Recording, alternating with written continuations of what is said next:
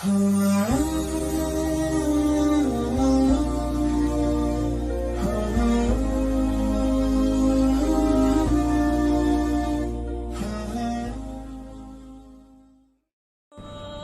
rahasianya Umar bin Khattab ditakutin, nanti kita lihat sama musuh-musuhnya dari kalangan manusia dan jin pun. Jin kalau melihat Umar bin Khattab, nanti kita jelaskan hadisnya, lewat di sebuah lembah, Umar gak lihat, dia sengaja cari lembah lain karena takut dengan Umar radhiyallahu anhu. Kata kuncinya karena Umar bin Khattab sangat takut dengan Allah Subhanahu wa taala. Disebutkan cirinya adalah beliau kalau mendengar atau membaca Al-Quran terlintas ayat tentang azab, maka beliau pingsan. Setiap kali dengar ayat pasti pingsan. Bahkan pernah sekali beliau baca Quran itu pingsan ya, dan sadar beberapa saat kemudian dan merasa sakit tubuhnya karena takutnya dengan ayat tersebut selama sebulan. Dan para sahabat mengunjunginya karena dianggap sakitnya tadi. Tidak pernah kena apa-apa, nggak ada penyakit khusus, tapi karena takut pada saat membaca tentang ayat azabnya Allah Subhanahu wa taala. Di kedua, bawah matanya, kelopak matanya ada garis berwarna hitam. Dan ini tidak mudah, kulit seseorang itu bisa bergaris warna hitam dan seperti ada lubang mengalirnya tempat air. Ini karena banyaknya Umar bin Khattab menangis kepada Allah Subhanahu wa taala setelah masuk Islam. Sebagaimana juga mudah-mudahan nanti akan ada beberapa kisahnya.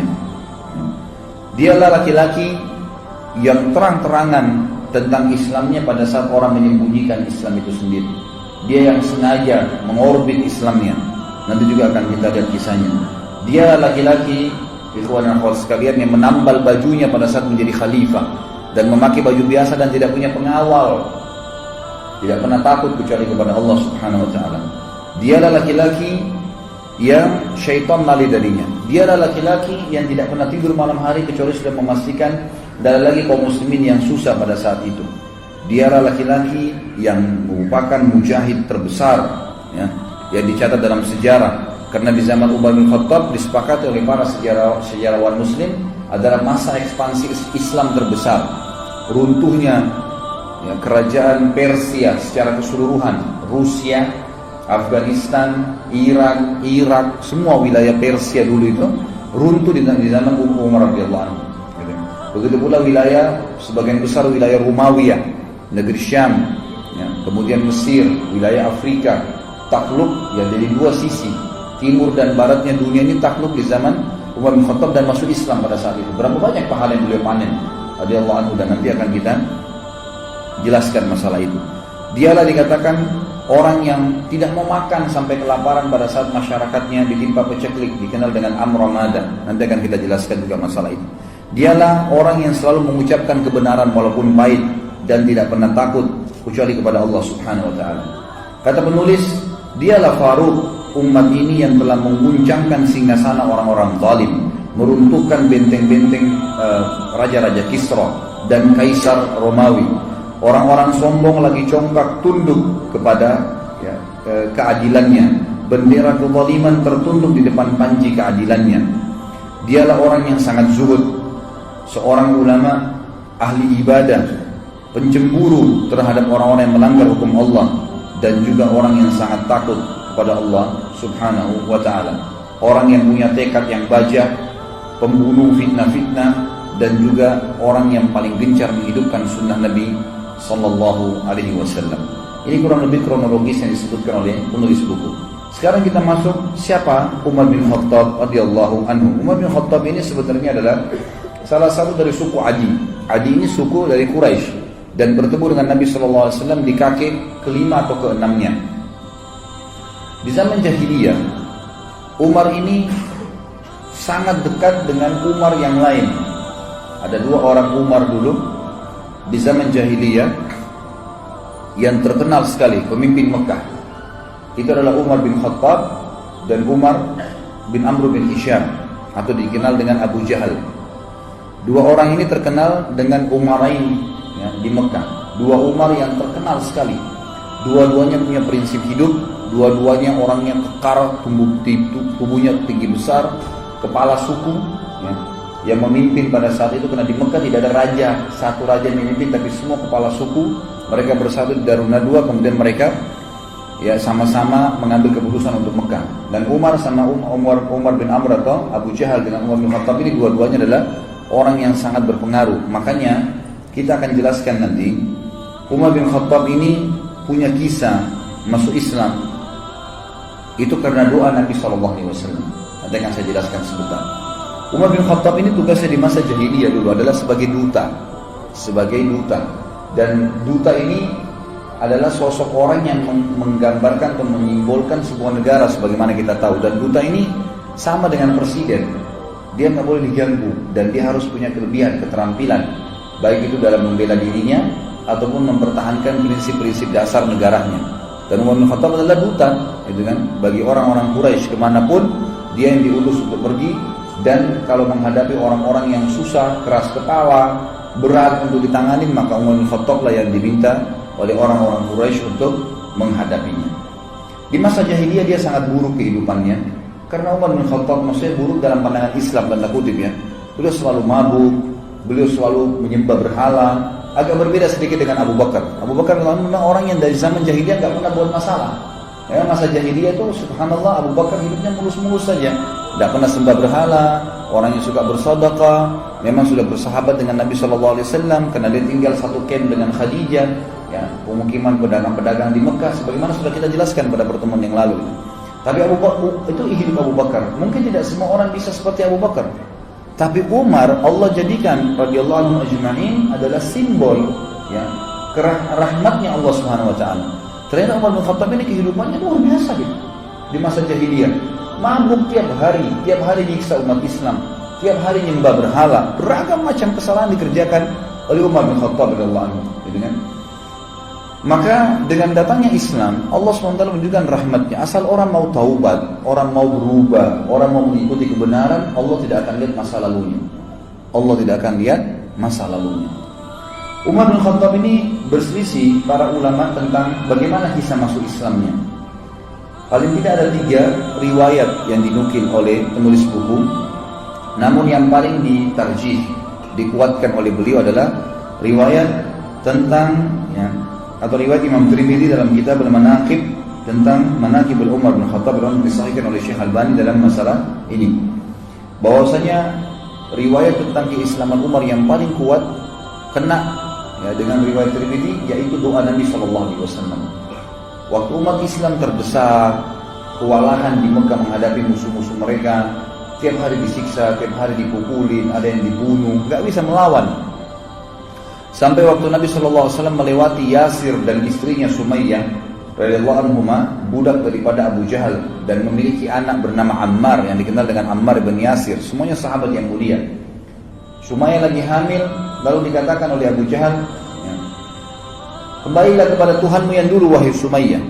Maka Sumayyah mengatakan, saya lebih memilih mati daripada harus kembali menyembah berhala yang kalian buat dengan tangan kalian sendiri. Lalu Abu Jahal marah menusuk perutnya Sumayyah. Meninggal mati syahid, dan wanita pertama syahid dalam Islam adalah Sumayyah radhiyallahu anha. Kemudian menyusul suaminya Yasir, dibunuh juga oleh Abu Jahal. Lalu Ammar pada saat itu didesak, umurnya masih 8 tahun, 9 tahun, oleh Abu Jahal dikatakan, wahai Ammar, kalau kau tidak mengaku juga kembali kepada Tuhanmu yang dulu, maka aku akan menyiksamu lebih berat daripada ibu dan ayahmu. Sampai Ammar karena ketakutan dan merasa sakit berkata, baiklah, wahai Abu Jahal, wahai Abu Hakam, apa yang kau mau? Orang-orang jahiliyah memanggil Abu Jahal dengan Abu Hakam, artinya orang yang bijaksana. Tapi kita dalam Islam diperintah kalau Nabi SAW mengatakan memanggil dia Abu Jahal. Maka dia mengatakan, baik, apa yang kau mau? Kata Abu Jahal, lewat seekor unta, dia mengatakan, katakanlah kamu kufur kepada Muhammad dan Tuhannya Muhammad. Dia mengatakan, saya kufur. Abu Jahal belum puas nih. Lewat seekor unta, kata Abu Jahal, saya belum puas sampai kau bilang unta ini Tuhan saya. Maka Ammar pun mengatakan, unta ini Tuhan saya. Lalu Abu Jahal membiarkan dia. Pada saat mereka lagi proses disiksa, Nabi kita Muhammad SAW lewat di situ. Melihat kejadian tersebut tidak ada kekuatan bagi umat Islam. Bagaimana cara membelahnya nih? Maka Nabi SAW cuma mengucapkan kalimat, sabran ala Yasir fa inna mau'idakumul jannah. Sabarlah wahai keluarganya Yasir, pasti kalian dengan mati masuk surga. Lalu Nabi SAW lewat menuju ke rumah beliau. Ammar pun mengikuti Nabi SAW lalu berkata, ya Rasulullah, saya telah kufur, ibu saya dan ayah saya dibunuh oleh Abu Jahal. Dan saya pun dipaksa, akhirnya saya mengucapkan secara terpaksa saya kufur kepada risalah Anda, dan saya juga mengatakan unta Tuhan saya. Maka kata Nabi SAW, wahai Ammar, kalau besok kau diperlakukan lagi yang sama dengan Abu Jahal, ucapkan apa yang dia mau. Karena sungguhnya kau tidak kufur, hatimu tidak seperti itu. Maka turunlah firman Allah Subhanahu wa taala yang menjelaskan tentang perilaku Ammar ini. Illa man ukriha wa qalbuhu mutmainnun bil iman. Tidak masuk kekufuran kalau orang itu sebenarnya mengucapkan kalimat kufur karena terpaksa sementara hatinya penuh dengan keimanan. Turun kepada Ammar radhiyallahu anhum ajma'in. Pada saat itulah Nabi SAW berdoa, mengatakan dalam doanya, Allahumma izzal islama bi ahabba hadaini rajulaini ilaik, bi Abi Jahal bin Hisham, dalam riwayat dikatakan bi Umar ya, bin Amr bin Hisham, dan yang kedua au bi Umar bin Khattab. Hadis ini sebagaimana saya jelaskan dari riwayat Tirmidzi dan disahihkan oleh Syekh Albani. Artinya, ya Allah, kata Nabi SAW dalam doanya, muliakanlah Islam ini dengan salah satu dari dua orang yang paling engkau cintai. Itu Abu Jahal Ibn Hisham, Umar bin Amr bin Hisham, atau Umar bin Khattab. Kata perawi hadis, dari keduanya ternyata yang lebih Allah cintai adalah Umar bin Khattab, sehingga Allah memberikan hidayah. Ini pendapat yang dikuatkan oleh penulis, mengatakan ini pendapat yang paling kuat tentang masuk Islamnya Umar bin Khattab. Yang kedua adalah kisah yang lain tentang masuk Islamnya Umar bin Khattab, dan ini dinukil oleh Imam Bukhari dalam kitab sahihnya. Kisahnya kurang lebih bahwasanya Umar bin Khattab ini pernah marah dengan Nabi SAW. Jadi setelah melihat kejadian di Mekah, simpang siur, setiap hari orang bicara tentang Muhammad terus. Pengikutnya Muhammad disiksa, orang Quraisy bertengkar, berkelahi, suku sama suku saling bermusuhi, suku sama suku saling bertengkar, gitu kan? Suami istri terpisah dengan suaminya. Umar bin Khattab bilang, Muhammad sudah gila. Saya harus bunuh Muhammad. Itu perkataan Umar bin Khattab di awal. Saya harus bunuh Muhammad. Maka dia pun keluar dengan baju perangnya, membawa pedangnya, gitu kan? Keluar khusus untuk membunuh Nabi sallallahu alaihi wasallam, gitu kan? Lalu dia pun mendatangi Abu Jahal dan berkata kepada Abu Jahal. Pada saat itu Abu Jahal mengatakan, saya akan memberikan 100 ekor unta yang membunuh Muhammad. Maka Umar berkata, betulkah yang kau bilang hai Abu Jahal? Dia bilang iya. Baik, Umar bin Khattab keluar membawa pedangnya, sekaligus menyatukan antara hadiah yang dikejar 100 ekor unta itu dengan bencinya dengan Nabi SAW pada saat itu. Dan ini sebagaimana saya sebutkan tadi, di sini ditulis diriwayatkan Imam Bukhari dalam kitab Manaqibul Ansar bab Islam Umar bin Khattab. Dikatakan maka Umar bin Khattab pun jalan, kemudian menuju ingin mencari Nabi SAW. Waktu itu dia tidak tahu Nabi SAW itu di mana. Ketemulah dia dengan seseorang yang bernama Nu'aim bin Abdullah. Nu'aim bin Abdullah ini seorang sahabat, sudah masuk Islam dari keluarganya Umar. Lalu dia bertanya, wahai Umar, mau kemana kamu? Kata Umar, saya ingin membunuh Muhammad yang telah mengacaukan seluruh Quraisy ini.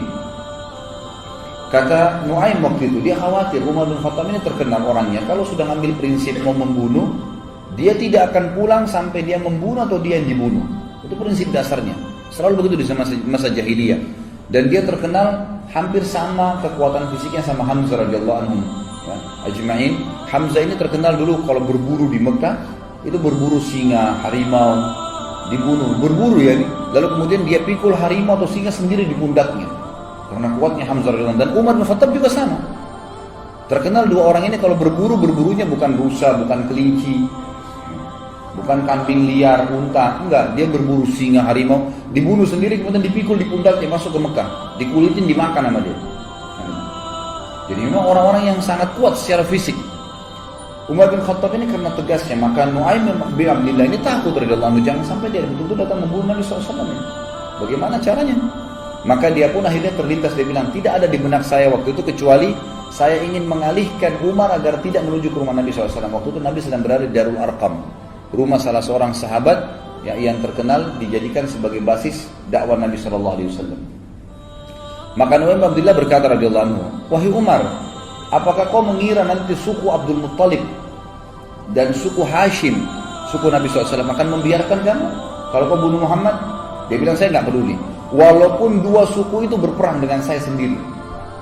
Betul-betul prinsip dasar mau membunuh nih, gitu kan? Lalu kata Nu'aim bin Abdillah, "Tidak terjadi di mana saya kecuali satu hal." Saya bilang, "Kenapa kamu sibuk mengurus Muhammad, ayat Umar, sementara adikmu sendiri Fatimah bin Khattab, ini adik kandungnya Umar bin Khattab perempuan, dengan suaminya adik iparmu Sa'id bin Zaid. Sa'id bin Zaid ini adalah salah satu dari 10 yang masuk surga nantinya, gitu kan? Itu adik iparnya Umar bin Khattab. Jadi Umar sama adik iparnya dua-dua dapat jaminan surga dari 10 sahabat yang masuk surga. Sa'id bin Zaid ini. Mereka sudah masuk ikut agamanya Muhammad. Bagaimana bisa kau sibuk dengan Muhammad sementara keluargamu sendiri belum kamu urus? Maka Umar marah mengatakan, "Apakah benar Fatimah adikku sudah sabah, ya, artinya sudah keluar meninggalkan agama Tuhannya?" Kata Nu'aim, "Iya benar, silakan kau pastikan sendiri."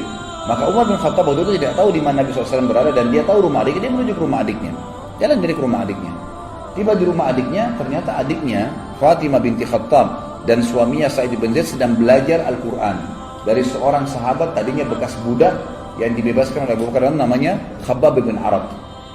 Khabbab bin Arad adalah guru Al-Quran, dia ajar mengaji lagi dengan ayat. Begitu mereka dengar suara langkah Umar bin Khattab, dalam beberapa athar dikatakan Umar ini saking badannya besar, kalau dia melangkah suara kakinya terdengar, maka didengar oleh Fatimah dan mereka tahu itu adalah langkah Umar, dengan suaranya juga dikenal dari Umar. Maka mereka pun menyembunyikan Khabbab bin Arad di kamar, kemudian menyembunyikan beberapa lembaran Al-Quran yang waktu itu masih tertulis di kulit-kulit unta. Lalu Umar mengetuk pintu, tidak dibukakan, lalu dia mendobrak pintu dan rubuh pintu itu.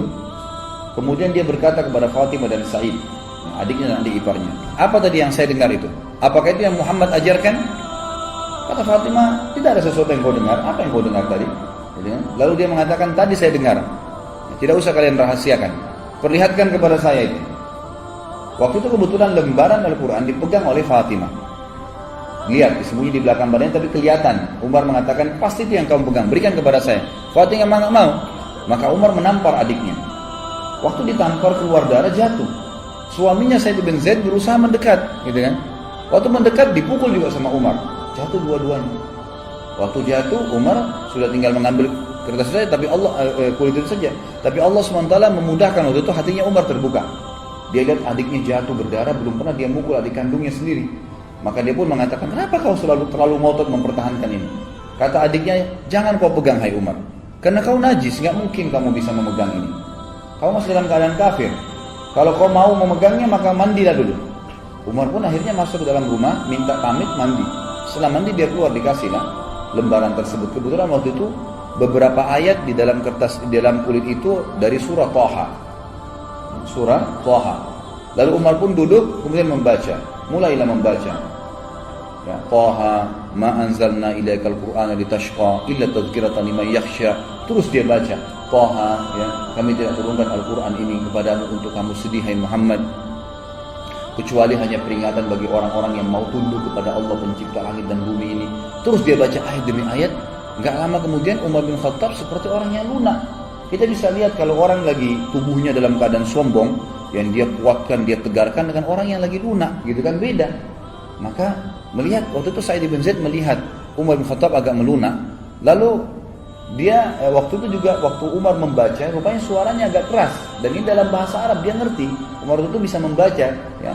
Maka dia membaca pun, maka dari dalam kamar waktu Umar membaca ayat tersebut dan bacaannya benar, karena itu bacaan dalam bahasa Arab, dia tahu. Maka Khabbab bin Arad, guru mengaji tadi dari sahabat Nabi yang bekas budak yang dibebaskan oleh Abu Bakar ini, keluar. Lalu melihat keadaan tersebut, Umar bin Khattab berkata, "Di mana Muhammad?" Khabbab bin Arad tahu bahwasanya Umar ini sudah lunak nih. Dia mengatakan, "Wahai Umar, kalau kau mau saya yang tunjukkan." Maka Khabbab bin Arad pun memegang tangan Umar lalu sama-sama menuju ke Darul Arqam. Tiba di Darul Arqam, ikhwan akhwat sekalian, dari kejauhan, bukan Darul Arqam ini 2 lantai. Lantai kedua, ada seorang sahabat yang memang ditugaskan oleh Nabi SAW untuk memantau. Kalau ada orang-orang Quraisy yang datang atau mengetahui kegiatan mereka, maka mereka bubar gitu. Begitu dia lihat dari jauh, ternyata ada Khabbab bin Arad datang, lagi berada di sebelahnya Umar bin Khattab. Dan Khabbab bin Arad ini memegang tangan Umar. Tapi dari kejauhan kesannya seperti Umar yang memegang dia, karena besarnya tangan Umar, gitu kan. Maka yang sahabat di lantai 2 rumah ini mengira Umar bin Khattab menawan Khabbab bin Arad, gitu kan, dan dia datang untuk membunuh Nabi SAW. Maka berteriak dari atas sahabat ini, Umar bin Khattab, si kafir datang, gitu kan. Maka semua orang heboh di rumah Darul Arqam, Umar bin Khattab yang datang. Lebih baik orang-orang Quraisy 10-20 orang daripada Umar yang datang, gitu kan. Bagi mereka luar biasa kalau Umar datang, ini berbahaya sekali, gitu kan. Nanti kita lihat setelah masuk Islam bagaimana dia lawan orang-orang Quraisy juga sendirian. Maka dia pun datang ke dekat pintu. Pada saat masuk dekat pintu, maka semua sahabat waktu itu hirup-hirup dalam rumah. Hamzah radhiyallahu anhu waktu itu sudah masuk Islam sebelumnya dan duduk lalu berkata, biarkan dia masuk. Kalau dia niat buruk, saya akan menghadapinya. Maka Nabi SAW mengatakan, masukkan Hamzah ke dalam kamar. Hamzah disuruh sembunyikan, ini bukan perkelahian. Nabi SAW sudah tahu, dimasukkan ke dalam ruangan, lalu kata Nabi SAW, bukakan buat dia. Begitu dia masuk, begitu dibukakan pintu, Umar bin Khattab lihat Nabi SAW, tundukkan pandangannya. Lalu Nabi SAW memegang pundaknya, bajunya dengan keras dan menyentaknya sambil mengatakan, wahai Ibnu Khattab, apakah kau menunggu azabnya Allah turun padamu baru kau beriman? Maka Umar diam. Nabi SAW sentak kedua kali, wahai Ibnu Khattab, apakah kau menunggu azabnya Allah turun kepadamu baru kau mau beriman? Sampai 3 kali lalu Umar bin Khattab jatuh berlutut di tanah lalu mengatakan, saya beriman kepadamu ya Rasulullah. Lalu dia syahadat. Pada saat dia syahadat, seluruh Darul Arqam bertakbir. Karena besarnya takbir kaum muslimin, bangga dengan Umar masuk Islam, terdengar sampai di dekat Ka'bah takbir mereka, gitu kan. Jadi saking besarnya. Ini salah satu kisah yang berhubungan dengan masuk Islamnya Umar bin Khattab. سبيل الدموع سبيل مريح تنهدى يا صاحي كي تستريح وبث